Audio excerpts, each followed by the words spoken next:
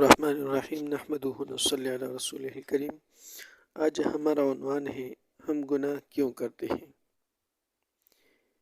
ایک لڑکی نے اپنی والدہ سے کہا، امی میں نے پردے کی اہمیت پر ایک کتاب پڑھی تو خیال ہوا کہ پردہ کرنا چاہیے، اس لیے میں نے برقع بنا لیا تھا۔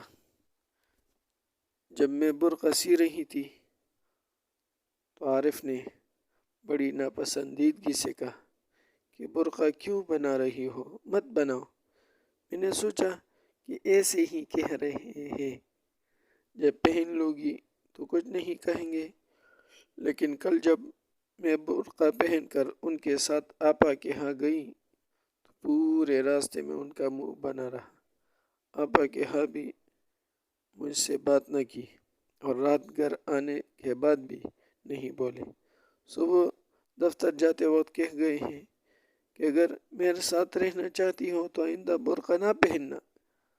ابا نے سارا قصہ اپنی ساس کو سنانے کے بعد برقع ان کی طرف بڑھاتے ہوئے کہا کہ امی آپ برقع طاہر ابا جی کو دے دیجیے گا، میں اپنے شوہر کو ناراض نہیں کر سکتی۔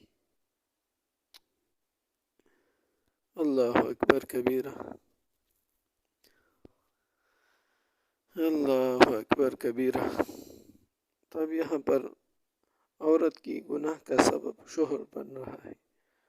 کبھی شوہر کے گناہ کا سبب عورت بنتی ہے، کبھی والدین کے گناہ کا سبب بچے بنتے ہیں، کبھی بچے کے گناہوں کا سبب والدین بنتے ہیں۔ انشاءاللہ دوسرے واقعات بھی اس طرح آ رہے ہیں آپ کے سامنے، انشاءاللہ اس پر ہم پھر مزید تفصیل کریں گے۔ اللہ رب العزت ہمارا حامی و ناصر اور ہمیں اس قسم کی گناہوں سے محفوظ کریں۔ آخر